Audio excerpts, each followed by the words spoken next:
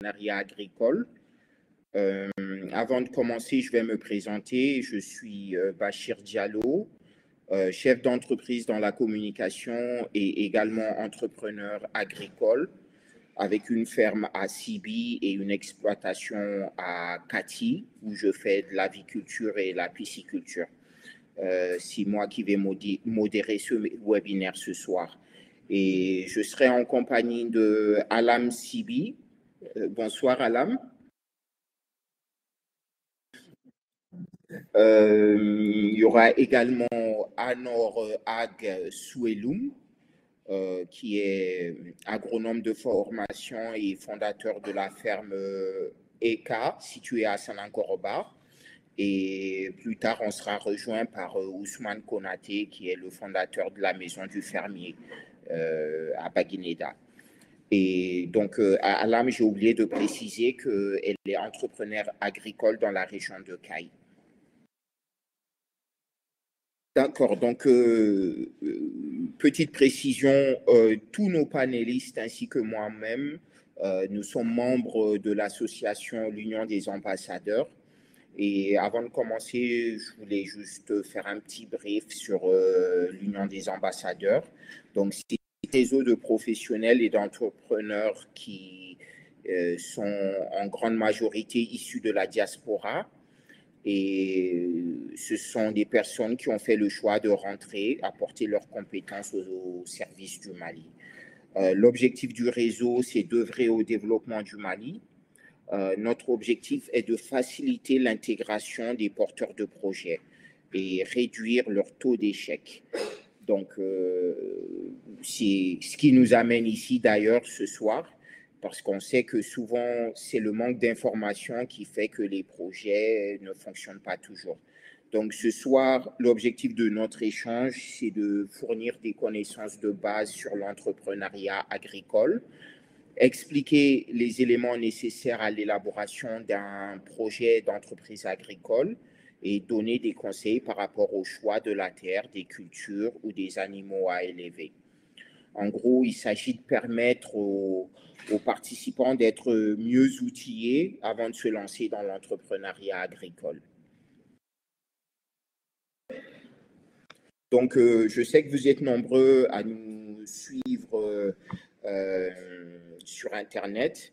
Donc, n'hésitez pas tout au long du webinaire à poser des questions et on prendra quelques minutes à la fin pour essayer de répondre à toutes les questions du mieux possible. Donc, voilà, merci.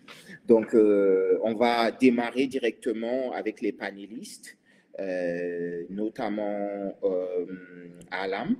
Donc, je voudrais savoir pourquoi vous avez choisi d'entreprendre dans l'agriculture et quels sont, en réalité, qu'est-ce qui t'a motivé à entreprendre dans l'agriculture?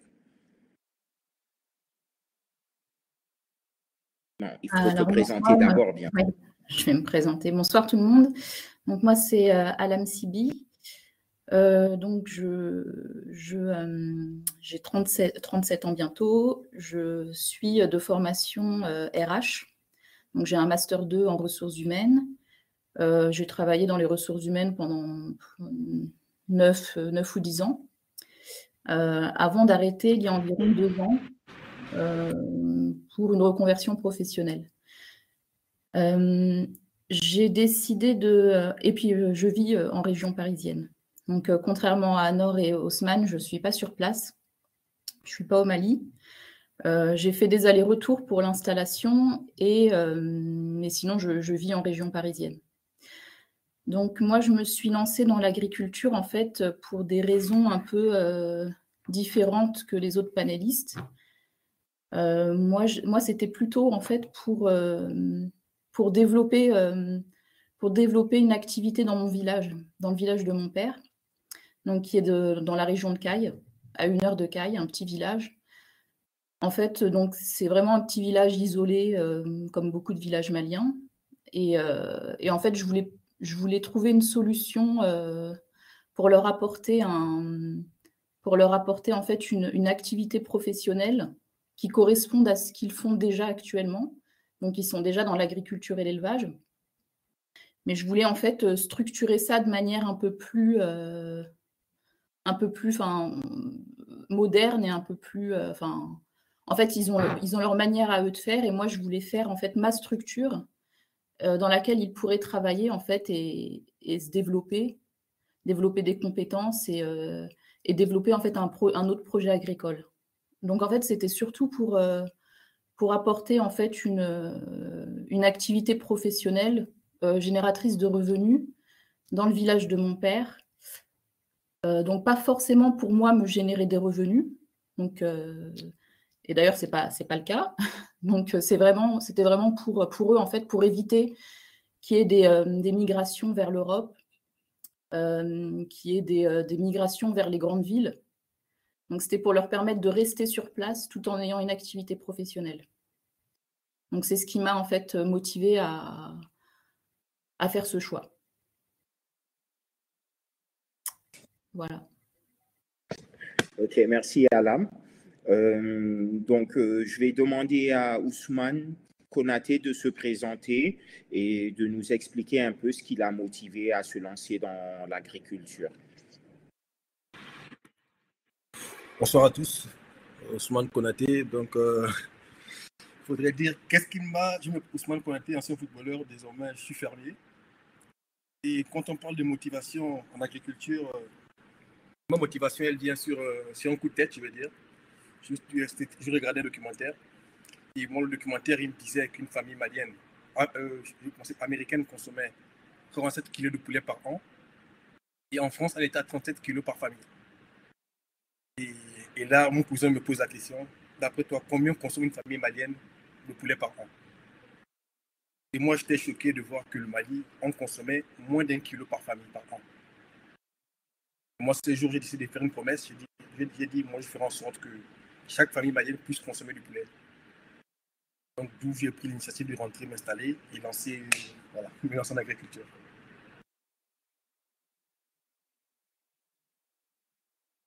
Ok, d'accord, merci. Et notre dernier intervenant, Anor, présentez-vous et dites-nous ce qui vous a motivé à entreprendre dans l'agriculture.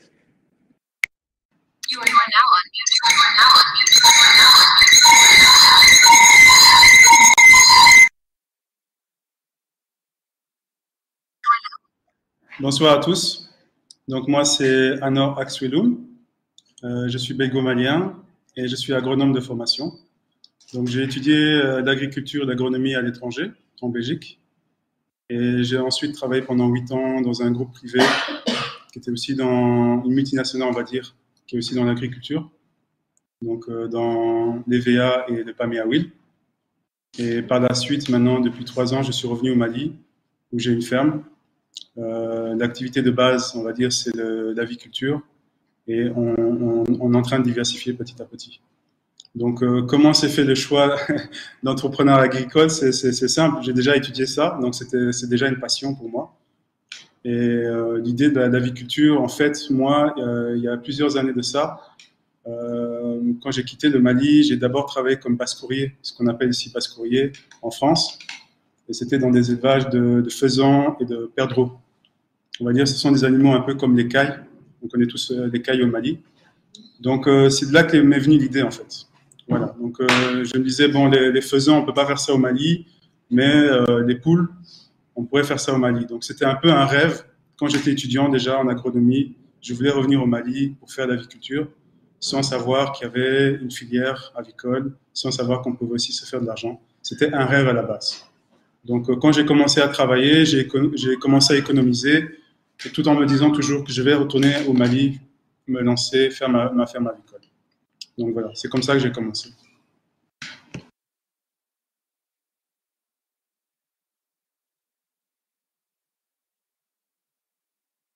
Merci Anor. En fait, maintenant, il y a une question que pas mal de gens se posent.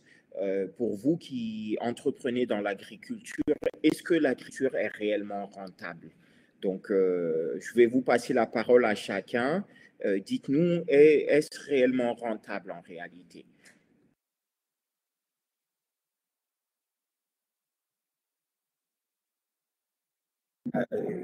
Alam, je vais vous laisser commencer. Alors pour moi, c'est difficile de répondre à la question parce que pour le moment, non. Moi, comme j'ai précisé au début, c'était vraiment pour développer une activité dans mon village. Donc en fait, il faut savoir que par rapport à mon projet, c'est assez long. Ça se fait pas en quelques jours. Faut savoir aussi que je travaille avec ma famille.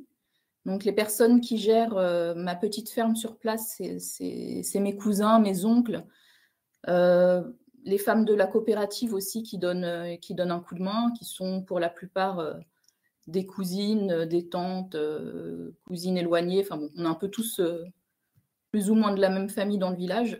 Donc c'est la famille, quoi. Et faut savoir déjà que j'ai dû faire en sorte de les former. Donc, j'ai envoyé des personnes pour les former. J'en ai envoyé d'autres se former dans un centre. J'ai eu aussi pas mal de soucis que je pourrais exposer plus tard par rapport à l'eau, par rapport à la terre, par rapport à différentes choses. Donc, du coup, je suis encore dans les débuts. Donc, il y a eu des cultures. On a cultivé du gombo, des pastèques, des concombres, du maïs, etc. Mais on va dire qu'il y a les premières erreurs en fait qui se font et qui permettent d'apprendre.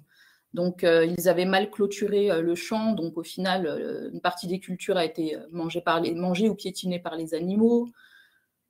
J'ai mal choisi la personne qui a fait par manque d'expérience, qui a fait mon forage, donc le forage est tombé en panne. Donc là, je viens de le faire réparer, etc. Donc en fait, toutes ces expériences ont fait que ça ralentit un peu les choses. Mais en même temps, je ne regrette pas non plus ces choses-là, puisque maintenant, je sais comment faire, je sais comment rebondir. Et donc là, en fait, on va planter plusieurs dizaines d'arbres de fruitiers dans les prochains jours, Inch'Allah. Donc du coup, voilà, on apprend de nos erreurs et petit à petit, on avance. Donc pour le moment, les bénéfices qu'il y a eu, c'était uniquement sur les ventes de fruits et légumes qu'ils ont cultivés. Et donc les bénéfices étaient pour eux, puisque de toute façon, moi, je ne touche rien dessus et je ne toucherai rien dessus. C'était pas du tout ma démarche. Donc ils se sont fait un peu d'argent sur ce qu'ils ont produit. Et en fait, le but, c'est vraiment de les pousser à réaliser qu'en fait, l'argent, c'est eux qui le produisent, en fait. Et ils auront uniquement l'argent que... uniquement. Je finance l'achat du matériel, le puits forage, la réparation, etc. Mais voilà, j'essaie de les responsabiliser sur le fait que plus vous produisez et plus vous apprenez et plus vous aurez de rendement. Donc en fait, je suis un peu, je suis en observatrice tout en étant en lead.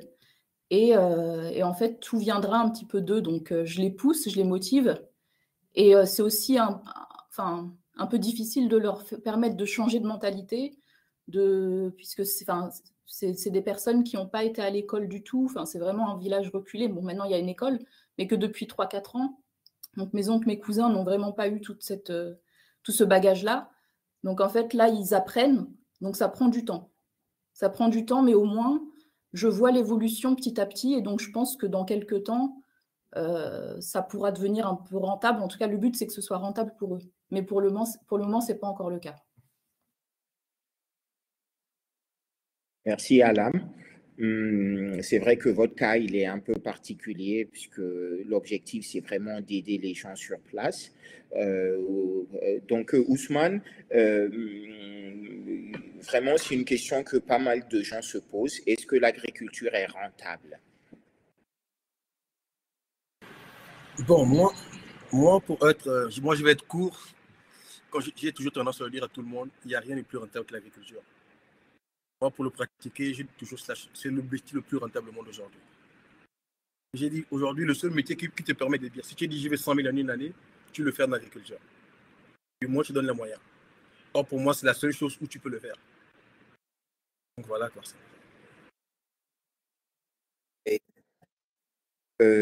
Anor, qu'est-ce que tu as à répondre à ça? Tu penses que l'agriculture est rentable? Donc, Bachir, j'affirme positivement, l'agriculture est rentable. Après, bon, il y a différents niveaux de rentabilité. Moi, je vais aussi donner toujours en fonction de ma propre expérience, sachant que je n'ai pas de travail à côté. Quand je suis arrivé au Mali, je me suis lancé dans ce projet agricole et il fallait que je puisse subvenir à mes besoins et ceux de ma famille. Donc, si ce n'est pas rentable, j'aurais déjà dû fermer la porte depuis longtemps. Donc, j'ai fait ce choix aussi. J'avais dit au départ que l'aviculture, c'est un rêve, entre guillemets. Mais après, avec les années, on réfléchit bien, on se prépare bien. L'aviculture, c'est, on va dire, un retour sur investissement qui est assez rapide. Donc, vous pouvez faire différents projets, que ce soit dans l'élevage ou la production végétale, mais c'est rentable à partir de quand aussi? Si vous plantez des arbres, après, on va dire 4 ou 5 ans, vous commencez à produire. Donc, à partir de quand c'est rentable? Donc, l'aviculture, je suis avec 5000 poules pondeuses. J'ai un niveau de vie qu'on va dire qui est plus ou moins comme expatrié ou venant de la diaspora. J'arrive à subvenir à mes besoins avec l'aviculture. Oui, c'est rentable. Merci Anor. Donc du coup, quand on répond à cette question, la suivante, c'est de savoir quel type de culture, quel type d'élevage, Ousmane, tu conseillerais par exemple à quelqu'un qui a envie de se lancer. Parce que là, je peux imaginer qu'il y a des gens qui se disent que, bon voilà, vous leur mettez de l'eau à la main, c'est de savoir dans quoi ils doivent investir exactement. Est-ce l'aviculture, est-ce le maraîchage, mais en essayant de donner un peu de précision parce que les gens qui nous écoutent, ils sont peut-être pas forcément experts dans le domaine. Qu'est-ce qui est le plus rentable? Si je dois démarrer aujourd'hui, avec quoi est-ce que je dois démarrer? Pour moi, la réponse, elle va être quoi? Tout va dépendre de la passion. Parce que tout dépend de la passion, si on est plus passionné par l'aviculture ou l'agriculture. Et moi, en aviculture, moi, je conseillerais beaucoup de démarrer. Parce que les pondeuses, elles ont un cycle un peu plus long. Donc, si tu n'as pas assez de moyens, amener les en ponte jusqu'à 5 mois, ce n'est pas tout le monde qui peut se le permettre. Avec des moyens peu inférieurs, on peut commencer les poulets de chair. Et je trouve que c'est un peu rentable. Et maintenant, en élevage, en agriculture, maintenant, il y a plusieurs cultures. Franchement, mais moi, en général, je conseille toujours de commencer par l'oignon, par le gombo, par l'aubergine. C'est des cultures qui sont beaucoup plus résistantes. Elles sont rentables et elles sont moins atteintes par les maladies ou par les attaques. Parce que, comme j'ai dit toujours, la tomate est la plus rentable, mais sauf que la tomate, elle est très exigeante.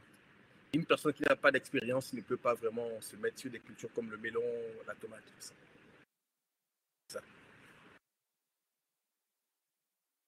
Ok, donc si je comprends bien, tu es en train de me dire démarrer avec un projet d'élevage de poulets de chair et faire du maraîchage à côté avec notamment les choses que tu viens de citer, de l'oignon et d'autres types de produits. Et ça me permettrait de rentabiliser mon investissement. Ouais, ça permet de rentabiliser. Encore, moi, je le dis, moi, j'ai eu un problème une fois. La première grande échec que moi j'ai eu, moi j'étais juste dans la pondeuse. Et j'avais aucune base. Et voilà, je suis tombé sur des mauvais vétérinaires, des personnes de mauvaise foi. Et qui ont fait en sorte que j'ai perdu 20 000 poulets en un laps de temps.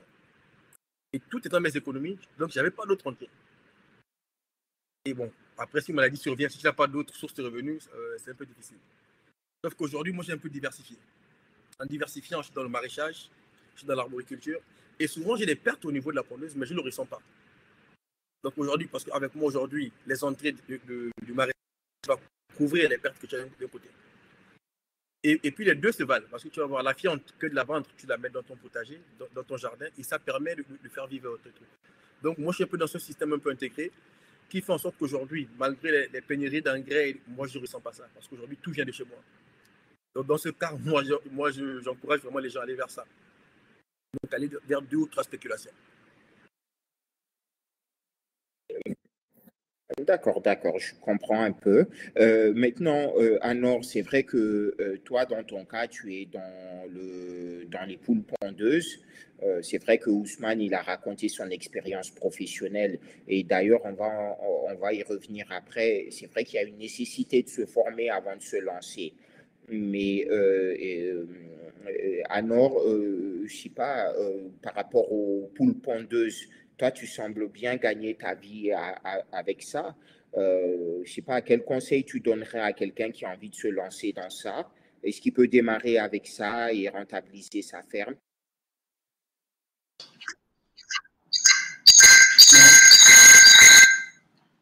Tout dépend aussi, parce que c'est du cas par cas, hein. Donc il faut voir si les gens ont les moyens aussi de faire des investissements qui sont assez importants.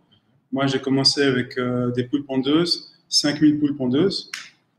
Pourquoi j'ai fait ce choix-là? Parce que comme Ousmane aussi l'a dit, peut-être pour quelqu'un qui commence, qui a besoin justement d'un retour sur investissement assez rapide, c'est mieux de commencer par les poulets de chair. Les poulets de chair, maximum 45 jours, vous avez un retour sur investissement, vous savez si c'est viable ou pas. Vous pouvez même faire des essais. On n'est pas obligé d'acheter directement un terrain. On peut louer un terrain. Il y a des fermes aussi qui sont avec déjà des bâtiments, des bâtiments, c'est-à-dire des poulaillers. Donc, vous pouvez facilement faire vos tests et voir si ça peut vous intéresser ou pas. Ensuite, pourquoi j'ai choisi les poules pondeuses? Apparemment, quand je me suis renseigné, c'est quand même plus lucratif. On gagne plus d'argent avec les poules pondeuses. Mais ça demande aussi plus d'investissement. Donc, il faut avoir déjà les reins assez solides, sachant que les poules pondeuses, quand vous commencez, vous achetez des poussins de un jour, des poussins qui ont un seul jour, et vous devez attendre au moins 5 mois avant que vos poules commencent à produire. Ça, c'est vraiment une information qui est importante à garder en tête. C'est-à-dire que vous allez nourrir vos poules, vous avez des milliers de sujets, donc vous allez utiliser des millions en nourriture avant de commencer à voir l'argent rentrer. Donc voilà, ça c'est quelque chose, je pense, qu'il faut aussi garder en tête. Ok. Ok, donc là, tu es concrètement en train de me dire que les poules pondeuses, en fait, ça demande un investissement important au démarrage et qu'on peut faire jusqu'à 6 mois avant de toucher le premier centime de chiffre d'affaires. En réalité, au début, on injecte de l'argent et c'est plus tard, au bout de 6 mois, qu'on commence à récupérer l'argent qu'on a investi pendant 6 mois. Donc, c'est important que voilà, les gens ils comprennent cette nuance-là. D'après ce que je pense que c'est ça que vous venez de nous expliquer. Bon, c'est vrai que les gens ils connaissent peut-être pas forcément la différence entre le poulet de chair et les poules. Entre les poulets de chair et les poules pondeuses. Bon, Alam, je sais que tu as suivi une formation au niveau du Bénin. Je ne sais pas, tu veux peut-être un peu nous donner une explication sur la différence entre les deux?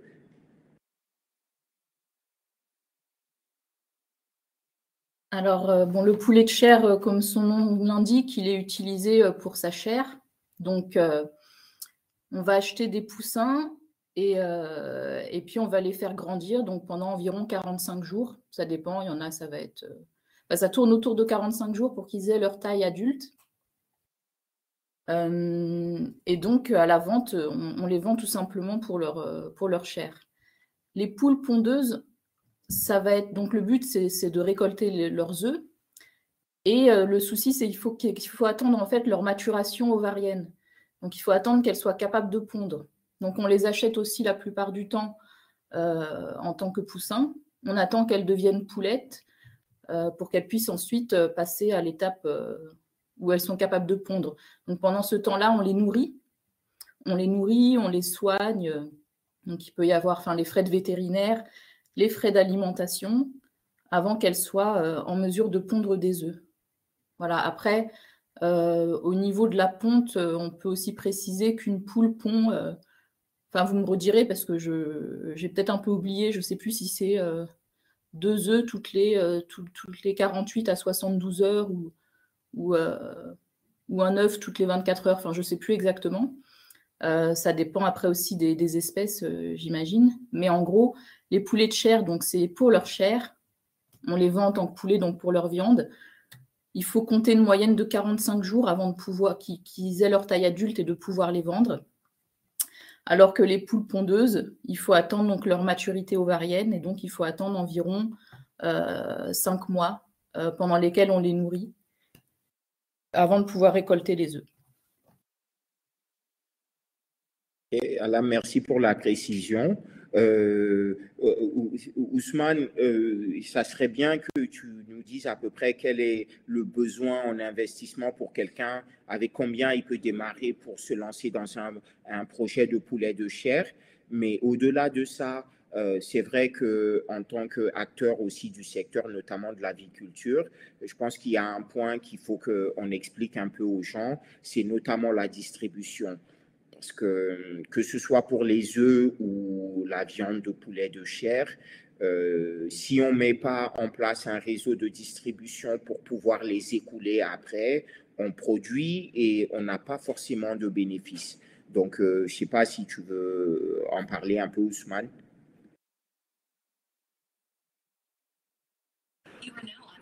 Ok, bon, moi je vais dire quoi? Pour les poulets de chair, pour moi je dis toujours l'investissement. Pour moi, tout dépend du budget qu'on a. On peut commencer avec 100 000 francs. Donc c'est vrai qu'avec 100 000, tu vas pas commencer avec 1000 avec 1000 poulets de chair ou 2000. C'est sûr que tu vas commencer avec une cinquantaine. Donc pour moi, la question du budget, je crois qu'il est relatif. Donc c'est avec ce qu'on a, on peut commencer au fur et à mesure de grimper. Donc comme on dirait, toutes les grosses industries aujourd'hui, elles n'ont pas commencé.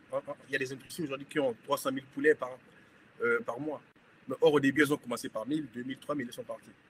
Donc moi, je l'ai toujours dit, avec 100 000, 200 000, 300 000, on peut commencer.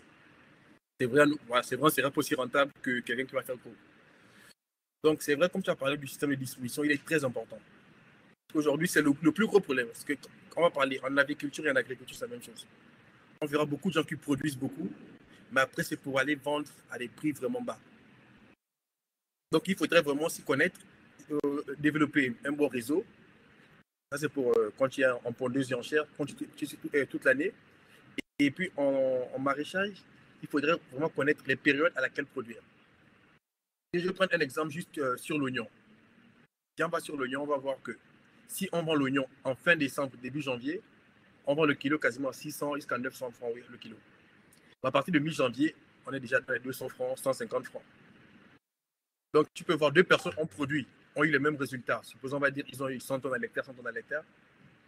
Un peut se faire 80 millions pendant que l'autre va se faire 20 millions. Donc, il faudrait maîtriser son marché et maîtriser sa chaîne de ravitaillement aussi. Donc, ça aussi, c'est un point qu'on néglige beaucoup. On se concentre beaucoup sur la production, mais on ne se concentre pas sur la vente. Et pour moi, la vente, elle est simple. C'est facile de créer un réseau. Déjà, on a beaucoup d'amis, on a beaucoup de contacts qui viennent. Donc, si on arrive à vraiment faire son réseau et on arrive à vendre 2 fois plus cher que ceux du marché, parce que c'est sûr qu'un poulet de chair que tu vas vendre un grossiste, tu vas le vendre à 1400 francs. Moi, j'ai eu le coup, voilà pourquoi moi, j'avais arrêté.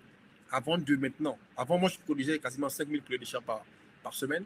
Mais aujourd'hui, j'ai baissé. Aujourd'hui, quand je produis jusqu'à 1000.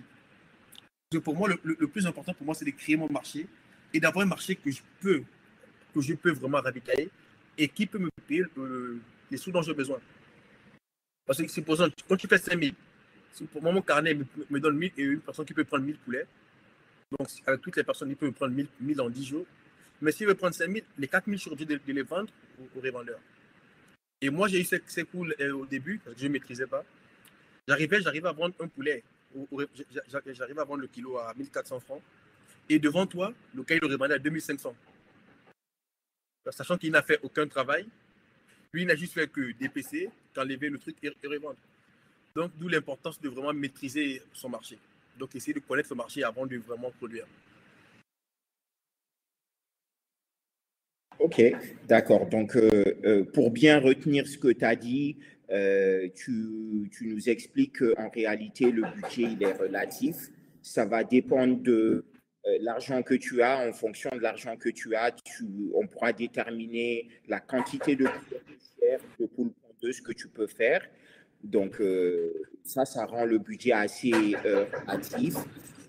L'autre aspect par rapport à la distribution, tu nous dis que vraiment il y a une nécessité avant peut-être même avant de te lancer dans la production, essayer de commencer à chercher, à trouver des distributeurs parce que le grand problème dans ce domaine-là, c'est que imagine que tu mets 1000 poulets de chair en production et du jour au lendemain, ou 45 jours, tu te retrouves avec de chair, il faut que tu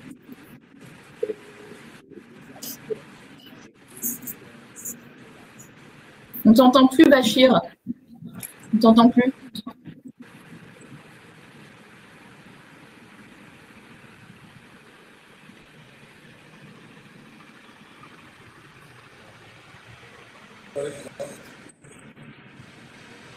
On entend plutôt un grésillement.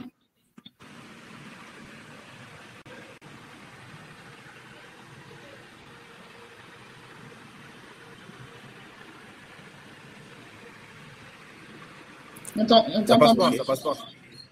Là, vous m'entendez mieux? Ouais, là, c'est bon. Ouais. Ok, d'accord.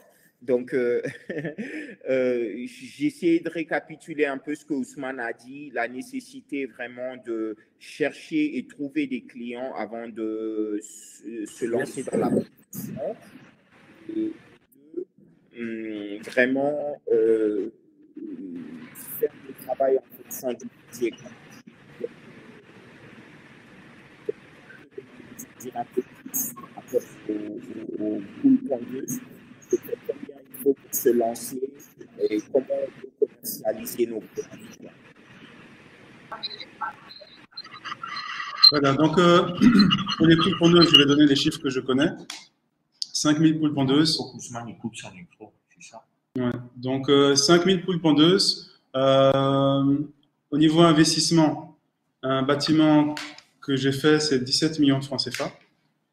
Quand vous achetez vos poussins, c'est toujours plus ou moins, hein, parce que ça fluctue au fur et à mesure de l'année aussi, mais vous pouvez tabler sur 6 millions pour les poussins.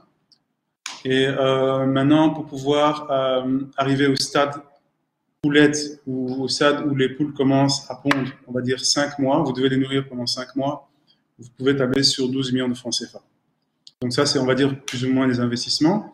Maintenant, ce que je voudrais aussi à rajouter par rapport à ce que Ousmane disait, un couple ou un expatrié ou un répat de la diaspora, c'est-à-dire un Malien qui est à l'étranger, qui veut revenir maintenant s'installer, je dirais qu'il faudrait tabler au moins sur 2000 poules pondeuses. 2000 poules pondeuses, ça peut vous fournir un certain, on va dire, rendement qui est raisonnable. Vous pouvez commencer à vivre avec 2000 poules pondeuses. Donc, bon, je ne vais pas faire la règle de 3 ici, mais je vous ai donné les chiffres pour 5000 poules. Donc maintenant, faites une petite règle de 3. Je répète, 5000 poules, un bâtiment 17 millions, 5000 poussins, ou un peu plus de 5000, parce qu'il y a aussi une mortalité, on va dire 5500 poussins, 6 millions, et la nourriture pendant 5 mois, 12 millions. Voilà.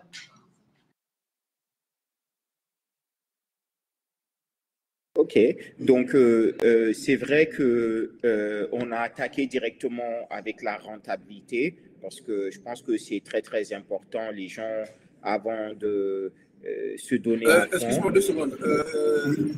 Alors, il faut aussi préciser que le prix aussi a augmenté maintenant. Donc, il faut aussi voir que tout a augmenté. Donc, il faudrait aussi augmenter de moins de 2 millions par là. Parce que le concentré, tout a augmenté. Le maïs a augmenté aussi.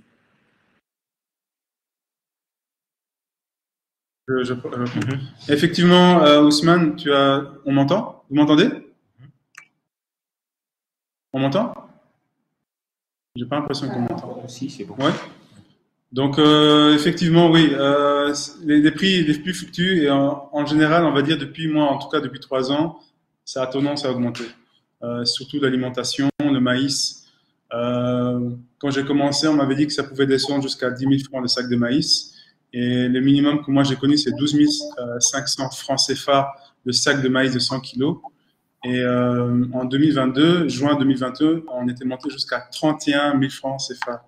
Donc, forcément aussi, en fonction de l'année où vous commencez et du mois de l'année aussi où vous commencez, tout ça est fluctuant. Voilà, j'ai donné des chiffres qui donnent une idée. On est en train de parler de plusieurs dizaines de millions de francs CFA.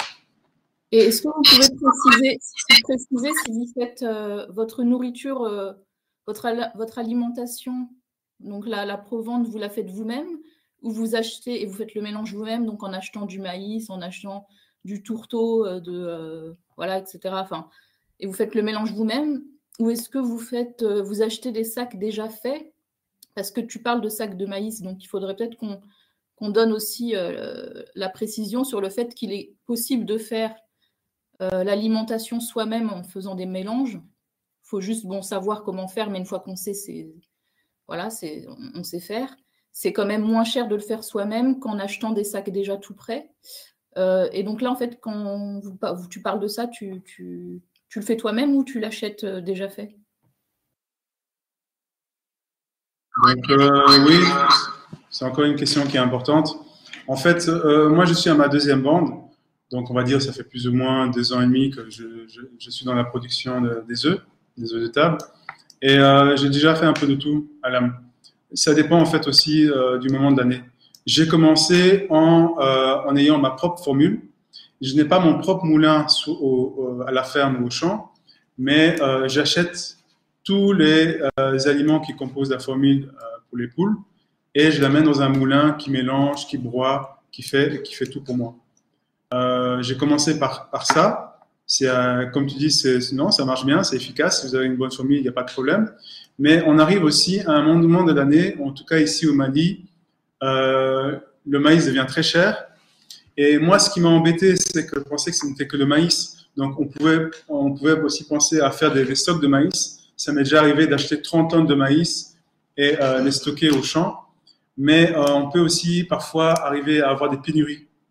Que ce soit les pénuries de tourteaux de coton, les pénuries de son.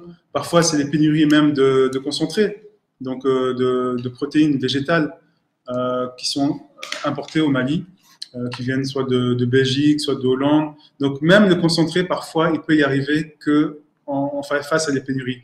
Donc, ça, c'est aussi encore un challenge pour les éleveurs.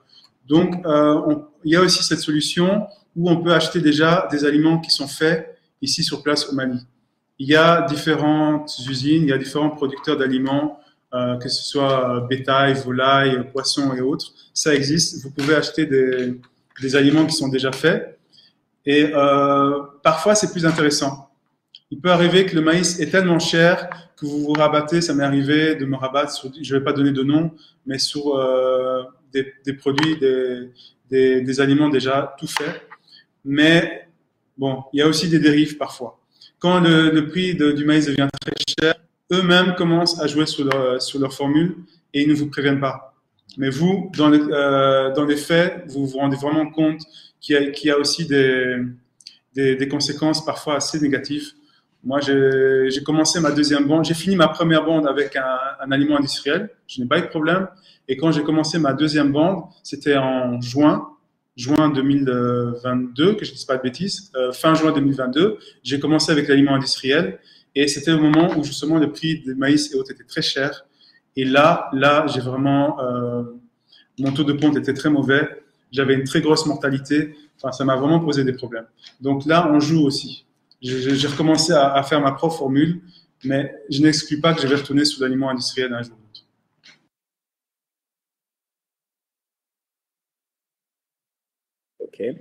Ok, d'accord. Donc, bien compris, la nécessité de fabriquer sa propre formule. Souvent, ça peut aider pour la nourriture quand on est dans l'élevage, en sachant que c'est la dépense la plus importante quand on achète, par exemple, les poussins. On l'achète une fois, mais on doit continuer à acheter la nourriture régulièrement. Et donc, c'est la plus grosse charge. Donc maintenant, après ce qu'ils viennent de dire, il faudra prendre en compte ça vraiment dans le montage de votre business plan pour être sûr d'avoir les revenus nécessaires et ne pas vous retrouver avec des bêtes et pas avoir les moyens financiers pour les nourrir. Donc, c'est vrai qu'on est rentré dans le vif du sujet directement avec la rentabilité et tout, parce que je sais que souvent, c'est des sujets qui intéressent énormément les gens. Savoir déjà s'ils sont partants pour s'investir dans l'agriculture. Mais maintenant, je souhaiterais que vraiment on vienne et qu'on parle un peu l'achat de terrain? Parce que déjà, pour se lancer dans l'agriculture ou l'élevage, il faut posséder un terrain. Et maintenant, la question qu'on se pose, c'est de savoir quels sont les paramètres à prendre en compte pour l'achat de terrain, quels sont les pièges à éviter, quel type de papier il faut. Donc, vraiment, je vais demander à Ousmane de répondre à cette question, comme je sais qu'il achète régulièrement des terrains pour augmenter ses capacités de production. Ousmane, quels sont les paramètres à prendre en compte dans l'achat de terrain et quels sont les pièges à éviter? Donc, comprends bien que tu parles à un public qui n'a peut-être pas les moyens que toi tu as en tant qu'ancien footballeur. Donc, conseille-nous, qu'est-ce qu'il faut qu'on prenne en compte avant de se lancer dans l'achat de terrain? Moi, je préfère être pragmatique. Moi, j'aime toujours. Il faut qu'on dise la vérité. Pour moi, il n'y a pas de critères. Souvent, il y a des terrains que tu arrives, tu trouves, ils sont clean avec titre foncier. Après, tu te rends compte qu'il y a 3 personnes qui ont le titre foncier sur le même terrain. Donc, même le titre foncier avant qui était une garantie, aujourd'hui, il ne l'est pas. Il ne l'est plus. Donc, aujourd'hui, c'est très difficile. Franchement, aujourd'hui, pour moi, je dis toujours c'est la chance aujourd'hui. Donc, voilà, il y a tout ce que moi je peux dire. Parce que moi, s'il faut compter les terrains que moi j'ai perdu une cinquantaine. Donc, il y en a acheté beaucoup avec des lettres, des titres provisoires, des titres, malgré tout, tu en perds. Donc, aujourd'hui, moi, je ne pourrais pas donner un critère aujourd'hui que je veux dire qu'il est sûr. Quoi. Donc, voilà. Donc, quand les gens viennent vers moi, je dis toujours, c'est la chance. C'est un peu ça.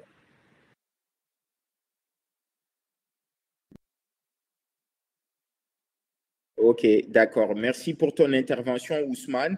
Bon, c'est vrai que il faut se faire accompagner quand on achète un terrain, quand on n'est pas sur place. Mais en général, quand on se fait accompagner par des professionnels, on peut avoir un terrain de qualité. Donc, Anor, je sais que toi, tu es sur ta ferme depuis quelque temps. Comment tu as acheté ton terrain et est-ce que tu as eu des difficultés? Donc, l'achat de terrain est un challenge en soi au Mali ou en Afrique en général, peut-être. Donc, j'appuie un peu ce que Ousmane dit. Quand vous voulez acheter un terrain, ou quel que soit l'interlocuteur que vous avez qui a déjà acheté un terrain ou qui cherche à acheter un terrain, on entend toujours des histoires de problèmes de titres fonciers.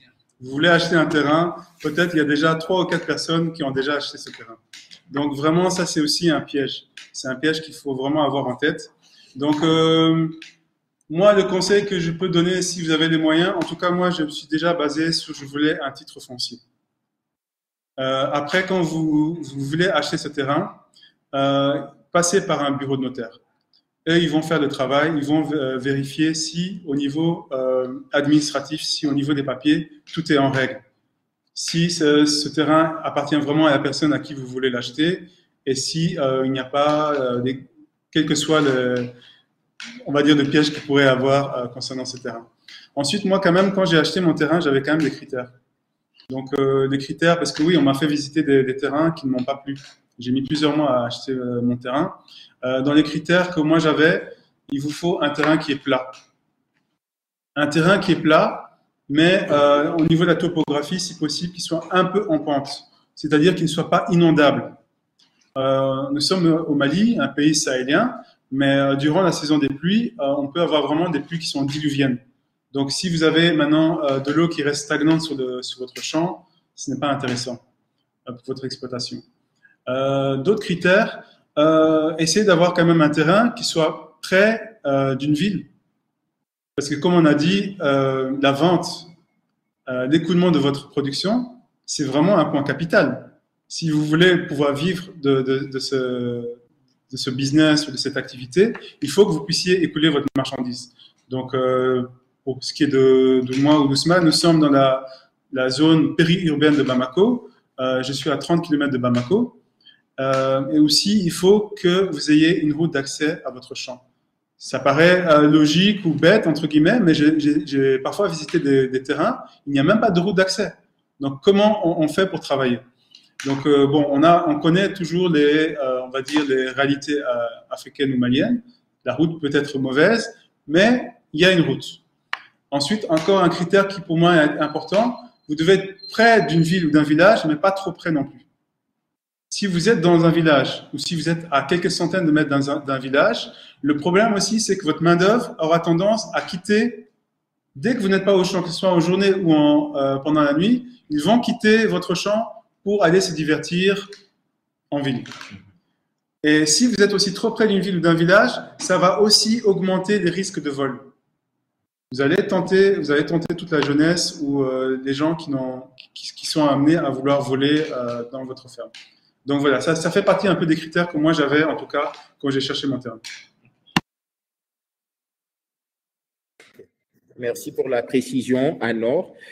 Donc, c'est vrai que quand on parlait de papier, par rapport à l'achat de terrain, c'est vrai qu'il y a des gens qui ne savent pas forcément les différents types de documents qui existent ici au Mali.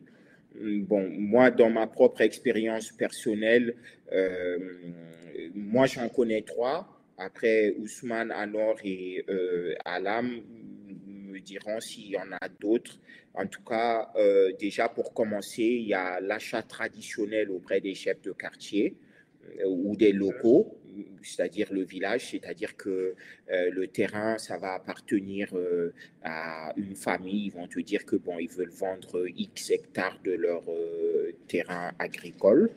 Donc, tu te déplaces, tu achètes le terrain à l'hectare et souvent les documents sont légalisés auprès de la mairie avec des témoins et tout. Et ça, c'est les terrains qui coûtent le moins cher, mais qui sont souvent les plus risqués. Mais comme Ousmane l'a dit, quand tu as de la chance, moi, je sais que c'est comme ça que j'ai acheté mon terrain et ça fait plus de 12 ans que je l'ai 5 hectares sur Sibi et j'ai jamais vraiment eu de problème. Donc, tu l'achètes et après, tu entames les procédures pour faire le TF provisoire, le TF définitif, la lettre d'attribution et tout le tralala. Sur certaines localités, il y a également une lettre d'attribution, c'est-à-dire que tu vas trouver que les détenteurs, ils ont un document, une lettre ou un permis d'occuper ou un document en tout cas administratif officiel sur le terrain. Donc ça, c'est toujours un peu plus cher que la vente traditionnelle. Après, tu as les TF provisoires et tu as les TF définitifs, donc les titres fonciers définitifs. Donc voilà, grosso modo, ça, c'est les documents. Donc je ne sais pas, Alam, si tu veux intervenir pour en rajouter. Moi, ma situation est trop compliquée parce que comme je fais ça sur le terrain autour de mon village, donc c'est censé appartenir à mon village. Donc je pensais qu'il me suffisait, voilà, de faire le nécessaire avec le chef du village qui est mon cousin pour pouvoir acheter le terrain. Sauf que on est au Mali. Donc, le village d'à côté, qui se trouve à 45 minutes en moto, hein, donc pas si à côté que ça, prétend que les terres de notre village leur appartiennent parce qu'ils sont arrivés quelques années, leurs ancêtres sont arrivés quelques années avant les ancêtres de mon village. Du coup, on va dire que c'est un peu comme eux, c'est un grand village. C'est un peu ce qui est accepté, admis. Donc, ils ont un peu une force de frappe plus forte que la nôtre. Donc, du coup, en gros, il faut que j'achète auprès d'eux en passant par le maire, etc. Voilà. Donc, j'ai commencé les démarches. Mais des fois, il y a de la bonne volonté, ça avance et des fois, ça stagne. Donc là, je suis à une période où ça stagne. Donc, j'ai quand même fait de toute façon le nécessaire parce que quoi qu'il en soit, j'ai quand même monté la ferme parce que quoi qu'il en soit, mon village est établi là depuis voilà, 100, 200, 300 ans, je ne sais pas. Donc, ils cultivent leurs terres là, on a les maisons là, etc. Donc, j'ai quand même fait le puits forage, j'ai fait tout ce qu'il y avait à faire et tout avec l'accord du village qui prétend qu'on leur appartient. Bref, en attendant de faire les démarches. Mais enfin, c'est des histoires, en vrai, c'est des histoires d'ethnie, parce que nous, on est des Maures. Donc, voilà, on parle arabe, c'est des Soniqués. Enfin, c'est des histoires un peu compliquées de rivalité, etc. Donc, du coup, j'ai pas encore pu acheter le terrain, mais j'ai quand même fait la délimitation. J'ai fait venir un géomètre. J'ai tout installé avec leur accord pour être sûr qu'ils n'aillent pas me bloquer derrière. Je les ai convaincus que de toute façon, c'est pour le bien de tout le monde. Donc, ça se fait. Mais niveau paperasse, c'est compliqué. Donc, moi, je suis pas dans une... De toute façon, je suis dans une situation un peu à part. C'est pour ça aussi que c'est intéressant que je donne mon point de vue, parce que des fois, c'est... Ouais, voilà. Il y a des cas partis. Enfin, il y a tellement de cas, tellement de choses quoi, au Mali, donc c'est un peu... Il y a des cas différents. Après, si j'avais voulu faire le projet pour moi, vraiment, j'aurais acheté un terrain titré, je serais passée par un notaire, j'aurais fait tout comme Anor et Haussmann, enfin, bien comme il faut, parce que sinon, c'est trop facile de tomber dans des histoires abracadabrantes et des pièges. Donc, il faut vraiment faire les choses de manière réglo et même vérifier auprès, avoir plusieurs avis, vérifier même auprès plusieurs fois pour être sûr que le terrain n'est pas, est vraiment titré, qu'il n'est pas attribué à plusieurs personnes, etc. Il faut être assez vigilant pour ne pas avoir de problème après. Donc moi, ma situation elle est particulière, mais quand on veut acheter, il faut vraiment essayer de faire... voilà, et puis être près d'une ville, effectivement, parce que moi, pour le coup, je suis au milieu de la Pampa, il n'y a pas de route. Donc quand c'est la saison des pluies, on est entouré de rivières qui n'existent pas le reste de l'année, mais pendant la saison des pluies, tout d'un coup, il y a des rivières partout, donc on est bloqué au village. J'ai déjà été bloqué au village pendant plusieurs jours. Donc, c'est vrai que c'est important d'avoir une route pour ensuite pouvoir déverser, distribuer, quoi.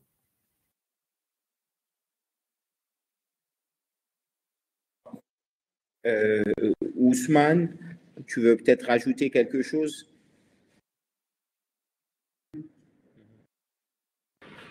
Non, bon, je crois que tout est dit déjà. Comme Anor aussi a précisé, il faudrait vraiment être à côté. Parce que l'erreur que beaucoup vont faire, ils vont acheter des champs à 500 km, 600 km. Et comme j'ai dit, même en tant que producteur, quand tu es trop loin, quand tu vas très loin, pour produire, c'est difficile. Parce que souvent, imaginez rien que la distance du champ à où tu es. Souvent, faire des allers-retours, déjà, c'est impossible. Donc, parce que j'ai dit, un champ pour qu'il fonctionne bien, il faudrait que le propriétaire soit aussi là souvent. Et moi, il m'arrive de faire les tours, vu que je suis à côté, je suis à 37 km de Bamako.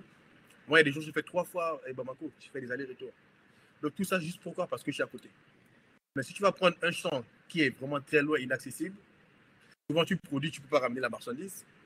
Souvent, même partir déjà. Parce que moi, je me rappelle, j'ai un champ qui est très, très loin. Pas vous mentir, moi, ça fait 1 an que je ne suis pas arrivé là-bas. Et même mon père, il me dit souvent, même quand il faut aller dans ce champ, lui, il improvise, mais il dit, allons-y. Parce que le site, il pense à la veille, il dit, on y va demain. Rien qu'avec la route, il ne dort pas. Donc, voilà. Donc, il faut aussi voir la proximité et puis la route aussi, l'accessibilité. Ok, donc c'est bien compris. Priorité vraiment à la proximité et à l'accès. Et puis, Anor aussi nous avait donné pas mal de conseils. Le plus important aussi d'abord, le plus important, excusez-moi, l'eau. La première chose, pour moi, j'ai dit, le premier critère qu'il faut regarder dans un champ, c'est l'eau d'abord. Comme je dis, le reste, ça vient après. Tout peut être corrigé après. Mais le plus important d'abord, c'est d'abord de l'eau. Donc, la transition, elle est toute trouvée parce que justement, on allait parler de ça. Mais juste, je voulais préciser une chose pour conclure avec l'autre thème. Le titre foncier, c'est vraiment le Graal en termes de papier. Donc, quand tu arrives à avoir un champ en titre foncier, vraiment, c'est top, quoi. Donc, voilà. Maintenant qu'on parle d'eau, effectivement, l'eau, c'est vraiment quelque chose de très, très important en termes d'agriculture parce que les plantes, elles ont besoin d'eau pour se développer, faire des fruits et autres. Les animaux ont besoin d'eau pour s'abreuver. et voilà. Et à titre d'exemple, une ferme de poules pondeuses, quand il manque l'eau aux poules pendant 1 heure, c'est une grosse perte en termes de ponte. Donc maintenant, vraiment, quels conseils vous donnez par rapport à l'eau? Comment la gérer, comment investir dans des systèmes d'irrigation et tout. Donc voilà, qu'est-ce que vous conseillez aux gens en matière d'eau? Anor?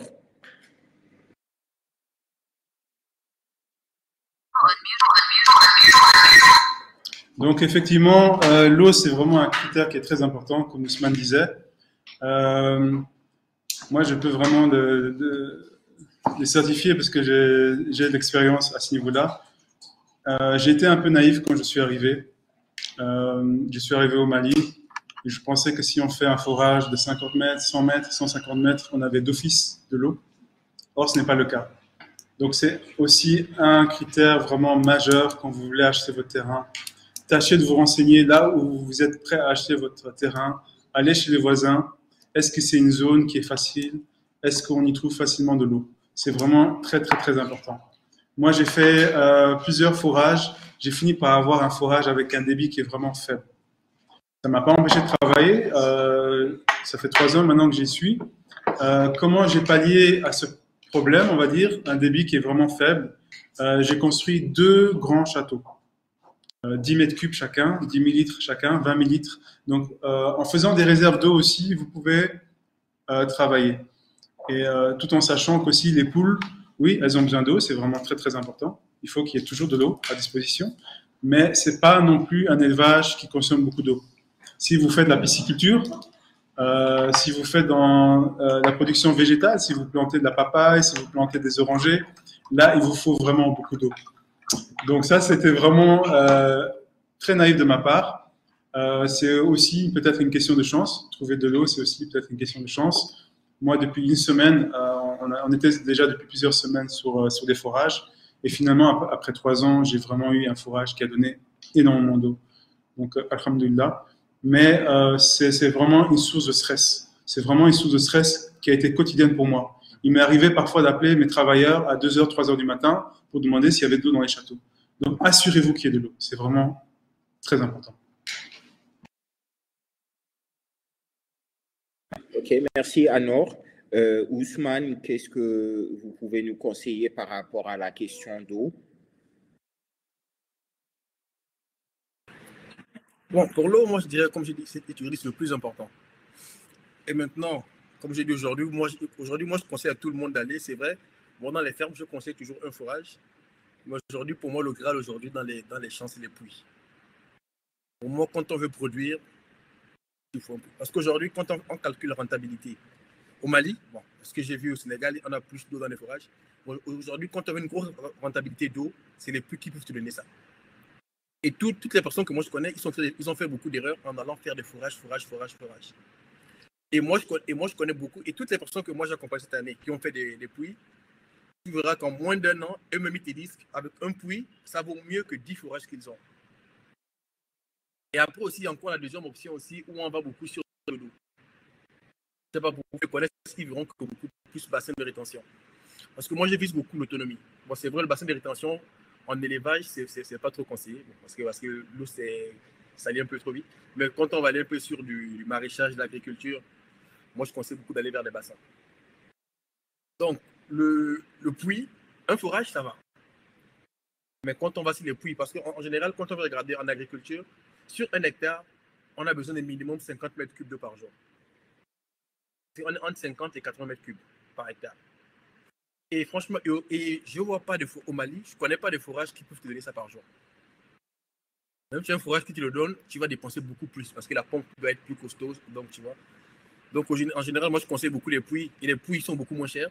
Parce qu'aujourd'hui, au Mali, avec 300 000, 500 000, on fait un puits facilement. Mais après, maintenant, il faudrait d'abord chercher les arrivées d'eau.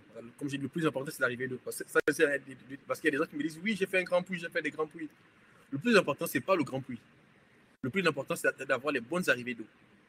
Quand on arrive à avoir les bonnes arrivées d'eau, on est tranquille. Moi, aujourd'hui, dans tous mes champs, je n'ai pas de problème d'eau parce que moi, je me suis vraiment calé sur des pluies.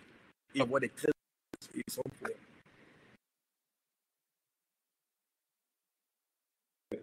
J'ai pas compris ce que tu viens de dire à la fin. Tu me dis que tu as trouvé une alternative pour mieux gérer l'eau. Et quelle est-elle, cette alternative-là? Non, j'ai dit, mon alternative, c'est de l'eau, c'est des puits et des bassins de rétention d'eau. Anor vient de dire qu'il a fait. Anor, combien t'a coûté ton château d'eau que tu as fait? Les 10 mètres cubes, là.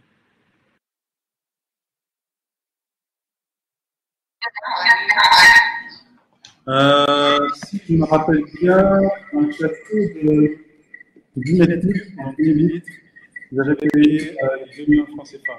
Donc ça fait 30 000 euros. Voilà. Je n'ai pas compris. Ouais, donc pour un château de 10 mètres cubes, 10 000 litres, je pense que j'avais payé 2 millions de francs CFA, 3 000 euros. C'est quoi, en tank ou en plastique? Le tank en fer. Le tank en fer. Ok. Donc, tu vois aujourd'hui. Tu dis? Okay, vas-y.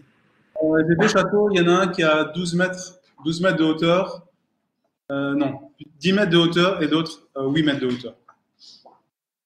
Ok. Donc, tu vois, il y a cette option que tout le monde utilise. Bon, vu que pour lui, c'est juste les poneuses. Maintenant, si tu vas aller en agriculture aussi, 20 mètres cubes, ce n'est pas suffisant. Donc, tu vas voir aujourd'hui, il a dit, et chaque château lui a fait quasiment 2 millions. Donc, s'il fait 20 mètres cubes, ça va faire 4 millions. Donc, pour 20 mètres cubes. Or, quand tu vas sur un bassin de rétention, et un bassin de rétention avec 4 millions, tu arrives à faire un bassin de 500 mètres carrés. Et le bassin de 500 mètres carrés, il te stocke 1000 mètres cubes d'eau. Donc, quand tu fais la différence entre 20 mètres cubes et 1000 mètres cubes, tu vois qu'il y a une grosse différence. Et vu que moi, je parle beaucoup en autonomie, donc voilà, parce qu'aujourd'hui, pour moi, c'est pas de dire j'ai 20 mètres cubes, mais 20 mètres cubes, ça me permet d'irriguer combien de fois la journée. Bon, moi, je sais qu'avec même 1000 mètres cubes, je peux utiliser 100 mètres cubes d'eau par jour, donc qui est 100 000 litres par jour, et en ayant une autonomie de 9 jours supplémentaires. Donc, je rebondis sur ce que tu disais, Ousmane. Effectivement, les forages, on va dire que c'est la première étape. La première étape vers laquelle on peut se diriger. Bon, maintenant, nous, on est tous les deux dans ce qu'on appelle des fermes intégrées. On essaye d'être dans la résilience. Donc, on essaie de voir à long terme, sur le durable. Et je voulais peut-être expliquer aussi à nos auditeurs c'est quoi un bassin de rétention. Parce que c'est quelque chose que j'aimerais vraiment aussi faire par la suite. Un bassin de rétention, on pourrait appeler ça un lac ou un étang artificiel. Donc, si par exemple, moi, comme si vous avez un terrain comme le mien qui est plat mais qui est un peu pentu, vous allez sur la partie la plus basse du champ et vous creusez un étang qui va arriver toutes les eaux de pluie. Et récupérer les eaux de pluie, c'est vraiment très, très, très intéressant aussi à long terme.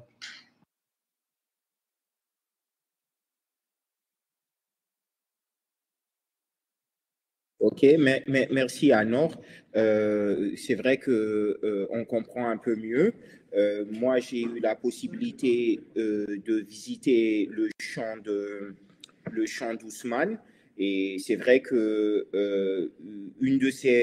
un de ces bassins de rétention d'eau contient des poissons. Et il y a pas mal de gens qui sont intéressés par ce secteur-là, notamment la pisciculture.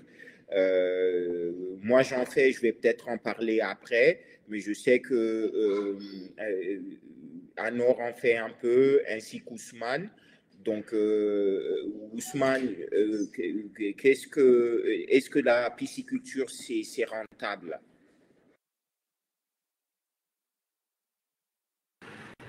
Bon, moi, je dirais que la pisciculture, elle est rentable. Bon, tandis que moi, je ne fais qu'une seule race. Moi, je fais juste les carpes. Parce que tout ce qui est poisson-chat, je ne connais pas trop. Donc, je ne m'aventure pas parce qu'il y a tellement saturé. Sauf que les tilapia, c'est vraiment rentable. Mais sauf que c'est très compliqué aussi. Parce que contrairement aux silures, aux poissons-chat, ils supportent beaucoup la saleté. Or, les tilapia, ils aiment tout ce qui est propre. Ils ne supportent pas trop. Donc, ils ont besoin que l'eau soit assez recyclée. Et moi, c'est facile. Parce que moi, dans mon système, parce que moi, je suis dans un système intégré, moi, mon système, mon eau de pisciculture sert à l'irrigation du champ. Ce qui veut dire que mon bassin, il est renouvelé tous les jours. Donc, tous les jours, j'ai une nouvelle arrivée d'eau et tous les jours, la même eau sort et elle va dans les champs. Donc, ce qui fait que ça permet de fertiliser mes champs. Et voilà. Et les tilapies ont toujours de l'eau propre. Donc, moi, je dirais que c'est un business très rentable. Du moment où il s'associe aussi, parce que pour moi, il est rentable doublement. Où je gagne en les sortant après, où je gagne aussi en fertilisant mon champ. Voilà. Ok, donc grosso modo, je récapitule. Tu as un double avantage pour être triple avantage avec tes poissons, c'est-à-dire que vu que tu utilises pour retenir l'eau, tu mets les poissons dans le corps. Les poissons, quand ils font caca, ça fertilise l'eau. Et là, tu l'utilises pour fertiliser le champ. C'est une alternative à l'engrais chimique. Et au final, donc, c'est ce qui fait que ta ferme elle est intégrée. Il y a une question qu'on se pose souvent, et cette question-là, je vais l'adresser à l'âme, parce qu'il y a pas mal de gens qui se demandent et qui se sont même renseignés auprès de moi pour savoir si ils peuvent faire de la pisciculture dans la région de Caille. Moi, je sais que pendant une de mes formations, le prof il nous avait expliqué que c'était un peu compliqué parce qu'il y avait des questions par rapport à l'eau.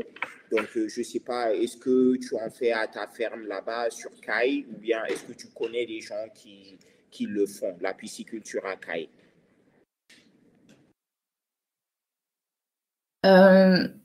Alors déjà, je voudrais juste donner quelques précisions moi, sur ma problématique par rapport à l'eau, juste pour que ça puisse donner un retour d'expérience à certaines personnes.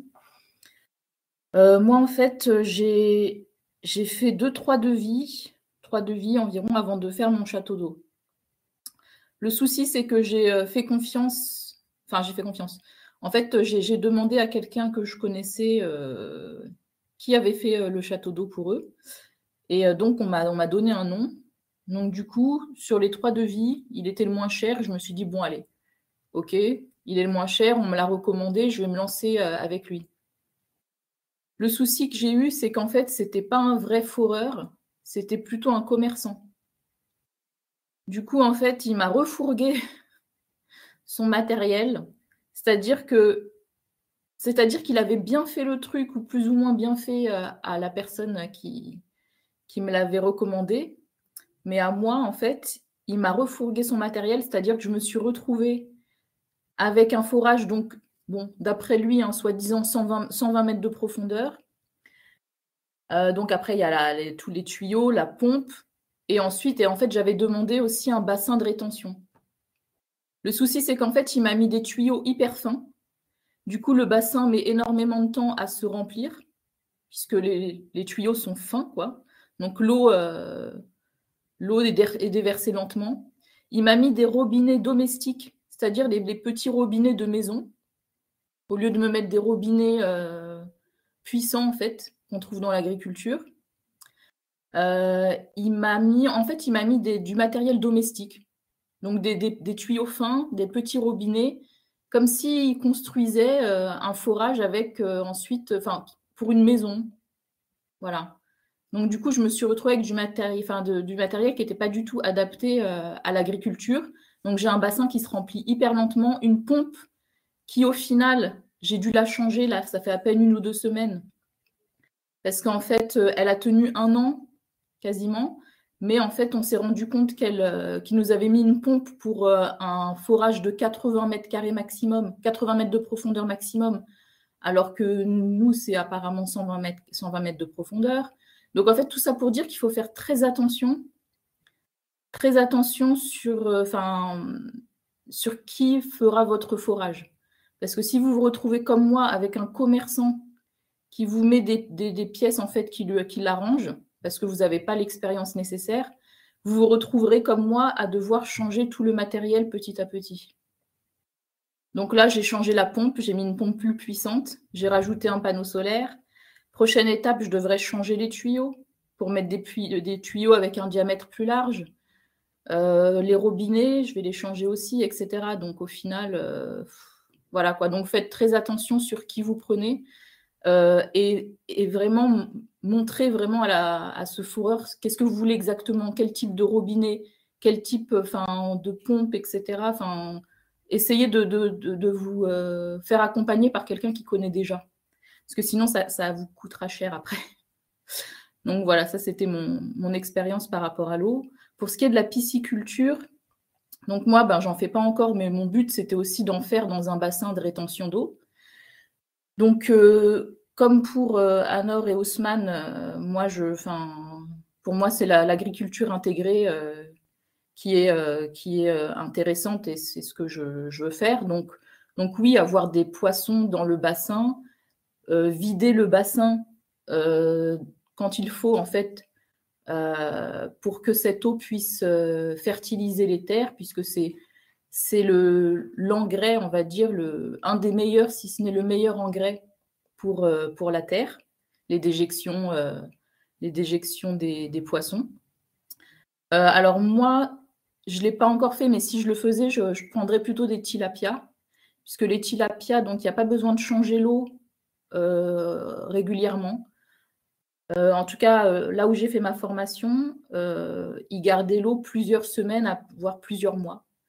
Les tilapias pouvaient vivre dans une eau entre guillemets sale, avec leur saleté sans problème. Ils avaient l'oxygène par le soleil et puis pour les plus grands bassins avec un autre système. Donc voilà. Et puis les tilapias, ils sont assez résistants, c'est assez pour les débutants, je pense que c'est pas trop mal.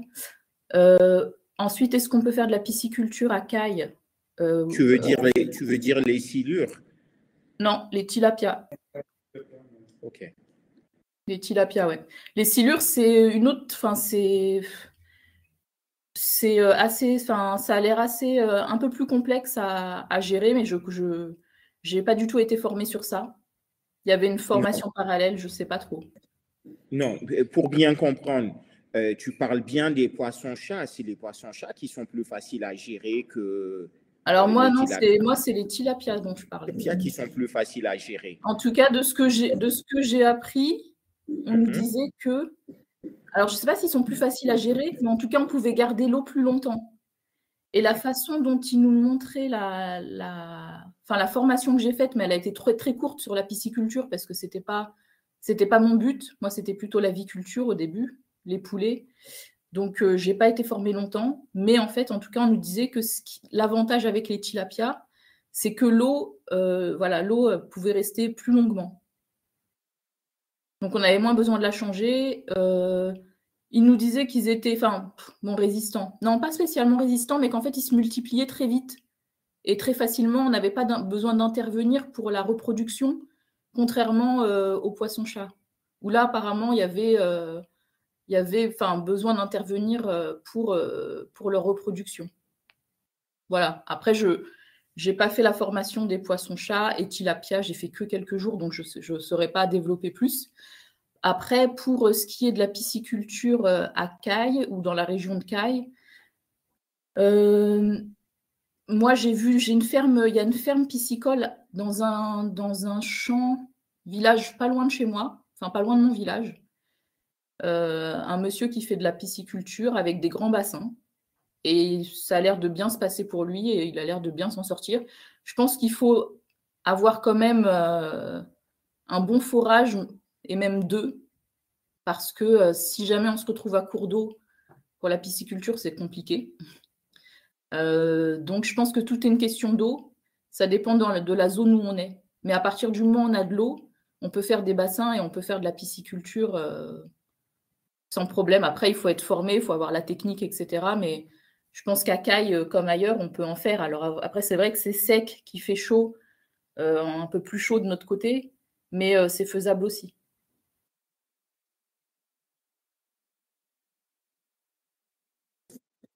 Ok, bon, ok, donc vraiment merci pour l'information par rapport à la zone de CAI, parce que c'est vrai qu'il y a pas mal de gens qui se sont posé la question, mais moi je voulais juste amener une petite précision. Donc, on est un peu pris par le temps et on aimerait quand même On t'entend plus, Bachir.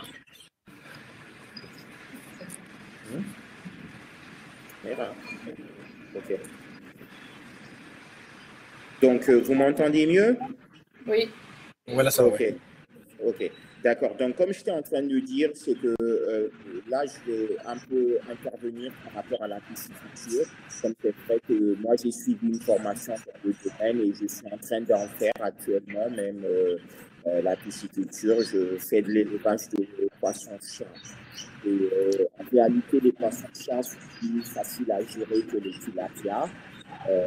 Parce que bon, voilà, c'est des espèces un peu sauvages qui peuvent résister plus facilement dans l'eau. Mais justement, la transition elle est toute trouvée vers la formation.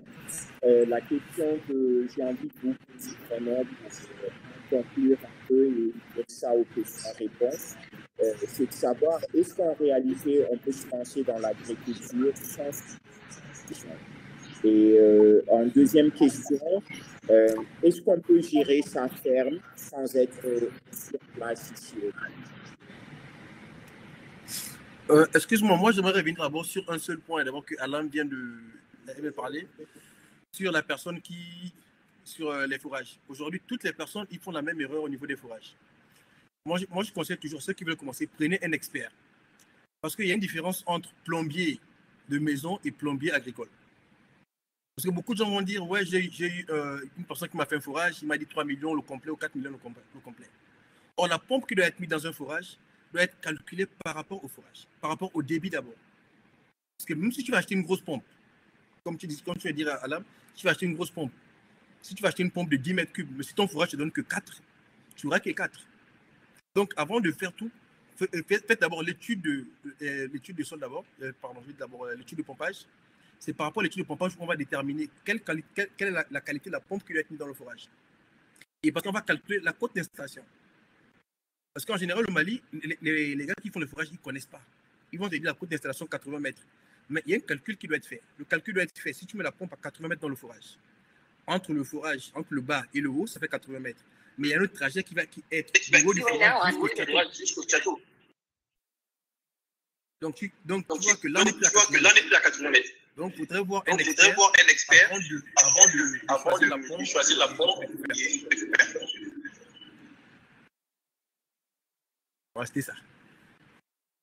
En fait, on avait fait venir des experts. Donc, au niveau de la pompe, là, celle que j'ai prise là, moi-même, elle correspond bien au nombre de mètres cubes qui avait été calculé. C'est juste que le soi-disant foreur là, que j'ai engagé, qui en fait était un médecin, il a mis exprès en fait, une pompe qui restait en fait. Mais effectivement, il faut venir un expert. Mais il faut toujours faire c'est bien de le préciser.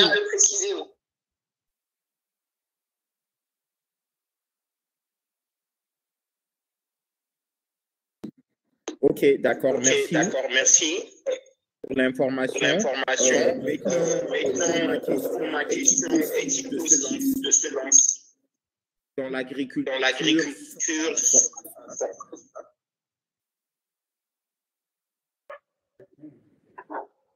Alors.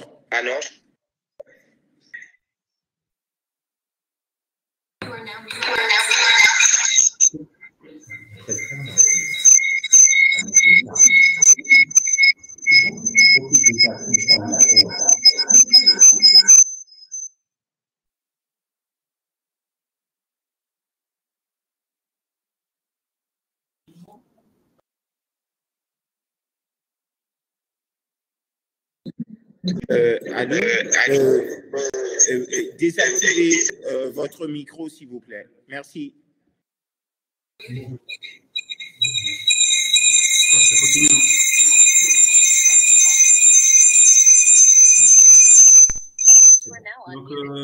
maximum mon temps, mais donc je vais quand même répondre à la question. Concernant les formations, c'est vraiment quelque chose qui est très important. C'est primordial de vous former. Maintenant, moi, je suis agronome de formation. Donc, j'ai étudié ça pendant des années. Ça ne m'empêche pas, maintenant, étant ici au Mali, chaque projet dans lequel je vais faire des formations. J'ai la théorie, j'ai la théorie, donc c'est possible aussi des formations. Il y a un écho derrière toi. Sur lequel je voulais insister. Il y a un écho derrière toi, on s'entend en double. C'est remis à Luc. C'est bon. C'est bon. Je crois que c'est bon. Vous m'entendez maintenant? Vous m'entendez? Oui, c'est bon. Donc, il y a un autre point sur lequel je veux vraiment insister au niveau des formations. Parce que vous pouvez faire des formations, quel que soit le projet que vous voulez faire. Je ne sais pas, moi, je donne des exemples pisciculture, l'apiculture, l'aviculture, ou dans les productions végétales, vous pouvez faire de l'orange, de la papaye. Allez aussi vous former chez des acteurs dont c'est le métier, c'est-à-dire des gens qui gagnent leur vie avec ça. Je ne vais pas encore donner des noms ou des exemples, mais on peut parfois avoir affaire à des gens qui vous donnent des formations, je ne critique pas, qui font des très bonnes formations au niveau technique, ils s'y connaissent, mais ils ne vivent pas de ça, ils vivent seulement de formation. Donc, le côté pratique, ils ne vont pas vous le donner. Comment vous arrivez à écouler votre marchandise?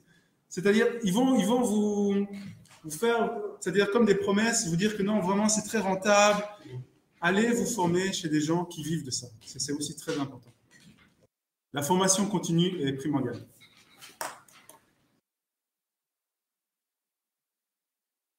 Ousmane, sur la nécessité de formation, est-ce qu'on doit et est-ce qu'on peut se lancer juste dedans comme ça sans faire de formation?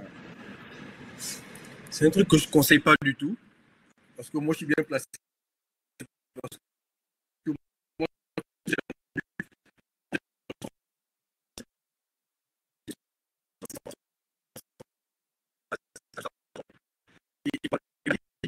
Ousmane, on ne t'entend pas. Donc, moi, pour revenir, j'ai dit... Ousmane, tu peux répéter, on ne t'entendait pas. Vous m'écoutez là? Oui, là, on t'entend. Je disais, moi, je suis bien placé pour dire que la formation, elle est très, très importante. Et moi, je conseille à tout le monde de le faire. Parce que moi, je me suis lancé sans formation et j'ai perdu ce que j'ai perdu par manque de formation. Et après être allé faire mes premières formations, aujourd'hui, voilà, aujourd'hui, je suis rentable aujourd'hui grâce aux formations que j'ai faites. Et je continue de le faire. Moi, j'ai fait minimum une formation par mois. Et je ne dirais pas les formations théoriques, moi, je suis plus dans la pratique.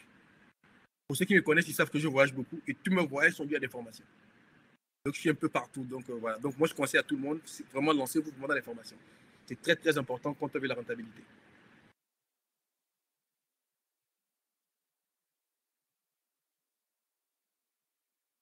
C'est vrai que la formation, elle est très, très importante.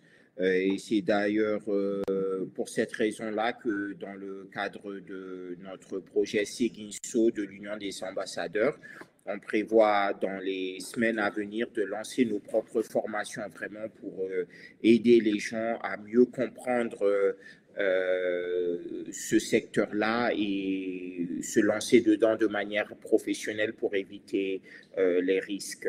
Donc voilà, grosso modo, je ne sais pas si vous avez un dernier mot pour les gens qui nous écoutent avant d'ouvrir ça aux questions-réponses. Alam?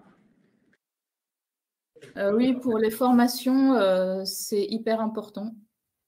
C'est hyper important parce que en fait, les gens ont tendance à croire que l'agriculture, c'est sous prétexte que des gens, voilà, dans les campagnes, ils peuvent faire de l'agriculture, ça y est, c'est à la portée de tout le monde.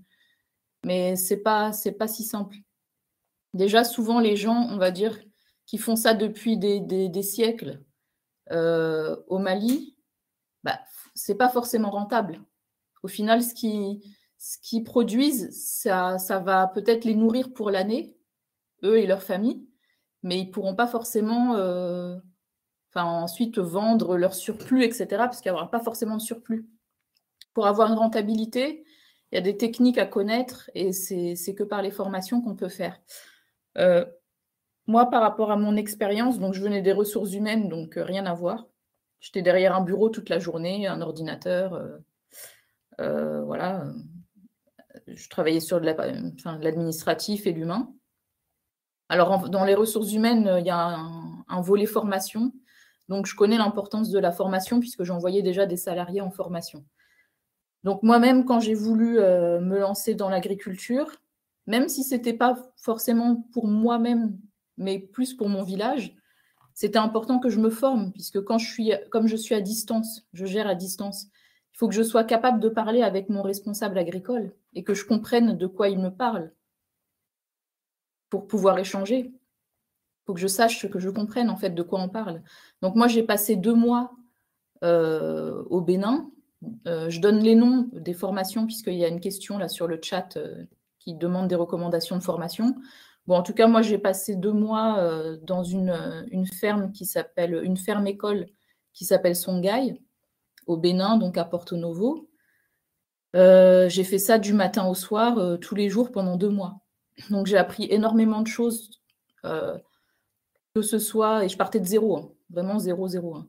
Donc, que ce soit en maraîchage, en agroforesterie, en embouche bovine, en aviculture, en provenderie, un peu en pisciculture, etc. J'ai fait mon planning en fonction de ce que je voulais voir.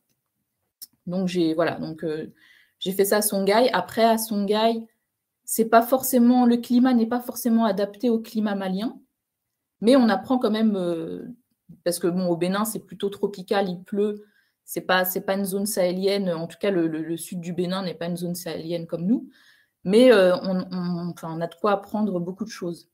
Après, il y a aussi un centre de formation qui est partenaire de Songhai et qui se trouve dans la région de Kai, à Kenyaba, et qui s'appelle le Centre Agrobusiness de Sakola. Ils ont une page Facebook, donc ça s'appelle Sakola. Et en fait, eux, alors, ils sont sur environ 6 hectares, je crois. J'ai envoyé 2 de mes cousins se former là-bas pendant 6 mois.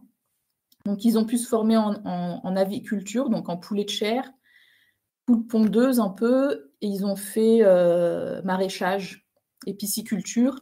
Ils ont aussi embouche bovine. Enfin, on va dire, ils ont les gros pôles, quoi. Les domaines qui reviennent le plus souvent. Donc, Sakola, dans la région de Kai. Songhai au Bénin, mais bon, voilà, tout le monde ne peut pas aller au Bénin, et je recommande même plutôt d'aller à Sakola, puisque du coup, le climat correspond plus à notre climat malien.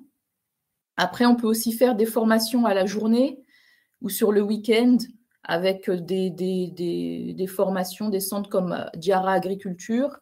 Je sais qu'il y a une des membres de l'UDA qui les connaît bien. Donc, Diara Agriculture. Il y a aussi l'IER de Bamako, qui est l'Institut économique et rural de Bamako, donc IER, qui font aussi des formations. Alors, par contre, je ne connais pas le format des formations. Mais en gros, voilà. Et puis, il y a d'autres, il y en a d'autres aussi. Hein. Mais pour ceux qu'on fait, pour ce qui est de Songhai et Sakola, on est logé, nourri sur place, et on peut faire ça sur la durée qu'on veut. Diara Agriculture, c'est plutôt des formations à la journée ou sur le week-end. Et l'IER, je pense que c'est aussi des formations sur la journée, week-end ou sur une certaine durée, mais à vérifier. Je ne les connais pas personnellement, je n'ai pas eu le temps de me renseigner. Mais voilà, il y a plusieurs possibilités. Et puis, en tout cas, oui, il faut continuer à se former, comme le dit Ousmane. Il se forme 1 fois par mois sur des formations pratiques. Les formations pratiques, c'est le plus important. C'est bien d'avoir la théorie, mais la pratique, c'est le plus important. En tout cas, il faut se former, parce que l'agriculture, ce n'est pas juste un domaine comme ça, quoi. Il y a beaucoup, beaucoup de choses à savoir. Ça se mélange aux sciences aussi, à la chimie. Il y a beaucoup de choses à savoir. Après, c'est à la portée des gens motivés, mais il faut se former pour éviter des grosses pertes et de faire de grosses erreurs. Comme tu le dis, vraiment, le sujet est vaste. Et c'est dommage, vraiment, on aurait aimé rentrer en profondeur aujourd'hui, mais la promesse, on vous l'a fait, qu'on va faire d'autres webinaires vraiment pour rentrer, Inch'Allah, dans le vif du sujet, parler des secteurs, faire des webinaires sectoriels en fait. Donc ça permettrait vraiment aux gens de comprendre secteur par secteur comment s'investir dans la chaîne agricole au Mali.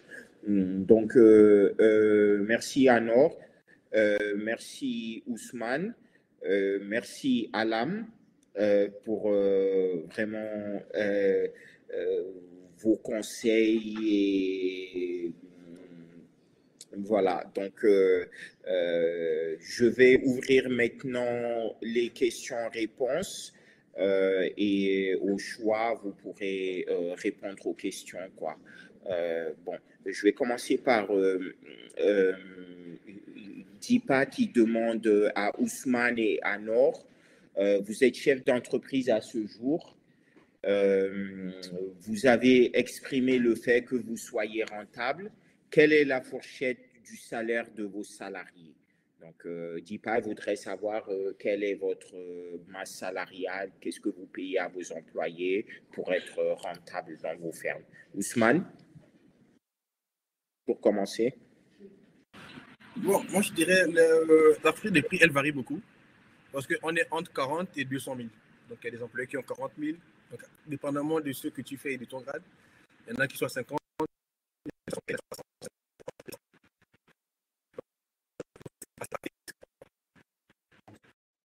Là, on ne t'entend plus, Ousmane. Coupe peut-être ta caméra, ça va nous permettre de mieux t'entendre. Coupe ta caméra et répète, s'il te plaît. Ouais, c'est bon.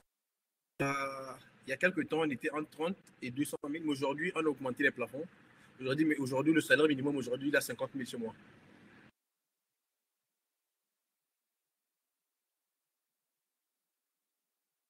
OK. Et Anor, toi, de ton côté?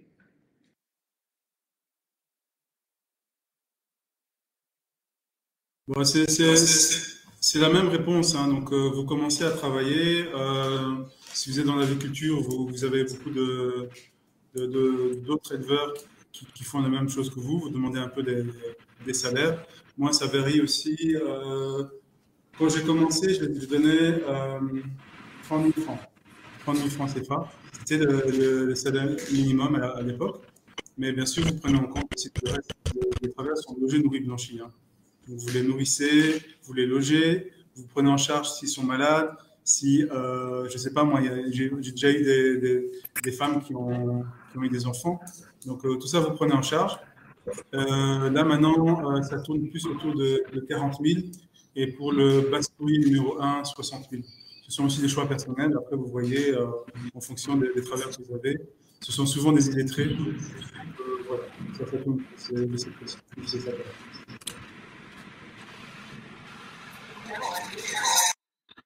OK. Merci à Nord. Donc, maintenant, il y a Sako qui demande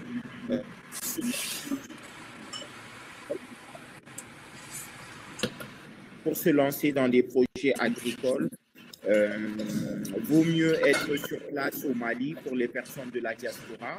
Et c'est une question que je vais te poser à toi, Alam, et peut-être aussi à Ousmane. Est-ce qu'on peut être... Ousmane, tu veux bien fermer ton micro, s'il te plaît? Voilà, merci. Donc, Alam, est-ce qu'on peut être en France et bien gérer sa ferme? C'est compliqué. C'est compliqué. Vaut mieux être sur place. Moi, si je peux le faire, c'est parce que les personnes en charge que j'ai mis en charge là-bas sont des personnes de ma famille, donc oncles, cousins, que je connais bien. S'il y a un souci, que mes cousins ils font n'importe quoi, je sais que voilà, je connais leur père, donc ils vont voilà, ils peuvent pas faire n'importe quoi en fait avec moi, parce qu'il y aura toujours... Enfin, voilà, c'est ma famille. Enfin, après, évidemment, il y a des familles, ça se passe mal, mais moi, bon, j'ai de la chance d'avoir des oncles et des cousins qui sont quand même bien, de confiance, et je les connais depuis longtemps. J'ai fait plusieurs projets avant ça avec eux. Donc, je sais à qui je peux envoyer de l'argent, à qui je peux donner une mission, et je sais qui va le faire rapidement, qui va pas le faire. Je les connais maintenant. Mais c'est pas facile à distance, parce que malgré tout, la temporalité, elle n'est pas la même entre nous et entre eux. C'est-à-dire que quand je suis sur place, sur une journée, j'arrive à faire énormément de choses. Alors que quand je suis à Paris, je vois que je leur dis de faire ça, ils vont mettre des jours, parfois des semaines à le faire. Moi, je ne vais pas comprendre pourquoi. Parce que pour moi, je ne comprends pas pourquoi ils mettent autant de temps à faire ça. Donc, si j'étais sur place, ça se ferait beaucoup plus rapidement. Ça finit par se faire quand même, mais c'est plus long. C'est plus long et il faut relancer à chaque fois. Il faut demander qu'est-ce qui se passe, pourquoi ça avance pas. C'est un gros suivi. En fait, quand on est à distance, c'est un gros suivi. Voilà, il faut avoir des personnes de confiance. C'est faisable, mais en gros, il faut avoir des personnes de confiance sur place. Il faut avoir un suivi. Il ne faut pas se décourager. Et il faut pouvoir y aller de temps en temps. En tout cas, surtout pour l'installation, pour certaines étapes clés. Donc, c'est faisable, mais c'est compliqué. Le mieux, évidemment, c'est d'être sur place. Ça, c'est sûr. Ok. Bon, je sais que Ousmane est souvent en déplacement pour des formations et autres. Donc, la question, c'est de savoir, quand tu te déplaces, Ousmane, comment tu t'assures que ta ferme, elle est gérée et bien gérée? Bon, ok. Bon, moi, on me fait des rapports tous les jours. Et de deux, comme tu as pu le constater, moi, j'ai des caméras partout. Donc, que je sois là ou pas, je suis toujours dans le champ. Donc, moi, à la limite, je les appelle chaque 1 heure. Pourquoi tu fais pas ça? Je te vois. Donc, c'est obligé de fonctionner comme ça. Donc, moi, je dis les caméras m'aident beaucoup. Mais quand on n'est pas sur place, je ne te mens pas, c'est pas facile. Donc, moi, je conseille à tout le monde d'être là.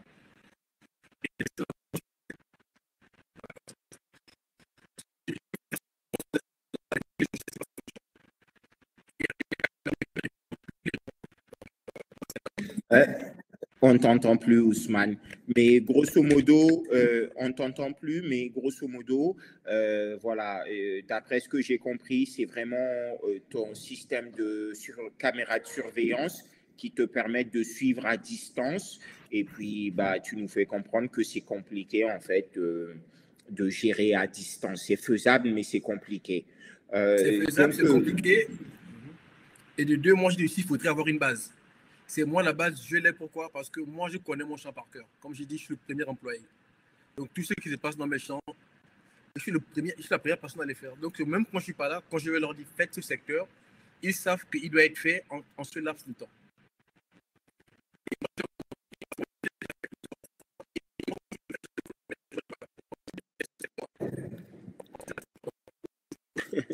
Ok, d'accord, Ousmane, on ne t'entend plus de nouveau. D'accord. Donc, prochaine question de Fatou Gakou. Elle demande si l'agriculture sur toit, sur les toits, bien sûr, si c'est envisageable à Bamako. Donc, je pense que vraiment, c'est de savoir sous serre ou pas, en hors sol, c'est de savoir si c'est envisageable à Bamako. À Nord.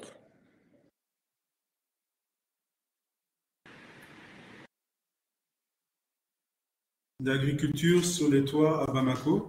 Oui, c'est envisageable, il y en a qui le font. Ça peut être peut-être une bonne activité complémentaire pour commencer.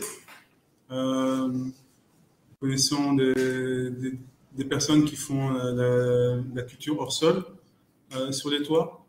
Et même la pisciculture, il y a beaucoup de gens qui font la pisciculture sur les toits avec on va dire des bassins hors sol ou dans des bâches. Oui, donc élevage de poissons-chats, de manoro. dans un système de badge sur les toits, ça se fait et c'est intéressant.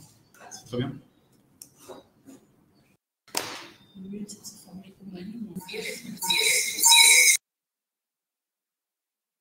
Ok, il y a Sibi Massiré qui demande si le mieux c'est de se former au Mali ou se former en France éventuellement avant de venir. Bon, moi je vais déjà essayer de répondre à cette question-là. C'est vrai que la formation en France elle est plus étoffée, c'est-à-dire que ça va être une formation plus complète, assez théorique et tout, mais c'est vrai que à titre personnel, moi, j'encourage vraiment les gens à venir se former sur place parce que c'est uniquement quand tu es sur place que tu peux comprendre les réalités et vraiment t'adapter au marché, quoi. Donc, si tu veux que vraiment ton projet fonctionne de préférence, même si c'est des formations rapides comme celle que Alam celle dont Alam a parlé, c'est-à-dire les formations Diara sur un week-end ou deux, ou des formations plus complètes comme celles qu'on souhaite vous proposer dans les jours à venir. L'objectif, c'est vraiment venir faire un temps sur place. On peut suivre sa formation. Anor, il a suivi sa formation en Belgique. Ça le rend plus efficace, j'en suis sûr. Mais quand il est venu sur le terrain, il a dû s'adapter aux réalités du terrain. Donc, il y a Sako qui veut savoir combien de temps il faut prévoir pour pouvoir vivre sans revenu avant d'être rentable pour les poules pondeuses. Donc, Anor.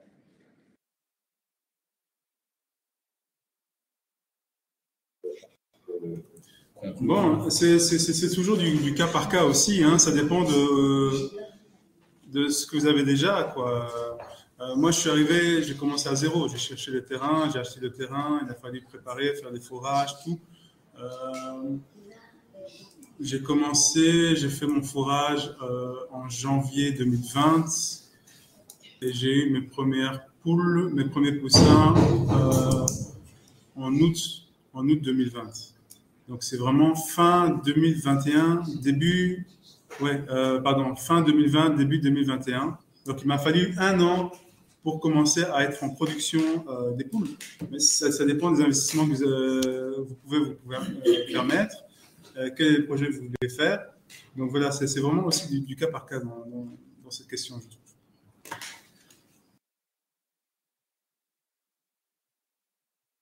Ok. Moi, peut-être ce que je voudrais rajouter à ça, c'est que pour les poules pondeuses, en réalité, voilà, on sait que c'est sur 6 mois. Donc, comme Anor il a dit, les dépenses et le budget qu'il faut prévoir, c'est en fonction de tes charges, quoi. Avec combien de personnes tu reviens, si tu viens et que tu dois payer un loyer, tout le tralala. Donc, il faut vraiment faire ce calcul-là et se dire que pour les poules pondeuses en particulier, il faudra attendre plus de 6 mois avant de toucher ton premier chiffre d'affaires, quoi. Et là, je ne te parle même pas de bénéfices, parce qu'il faut déjà d'abord que tu recoupes tes premières dépenses, et celles que tu as injectées pour l'alimentation tout au long du cycle, et ensuite, après, commencer à générer du bénéfice pour vivre avec cette activité-là. Bon, vraiment, là, il est un peu tard. On vous a gardé assez longtemps. Merci d'avoir.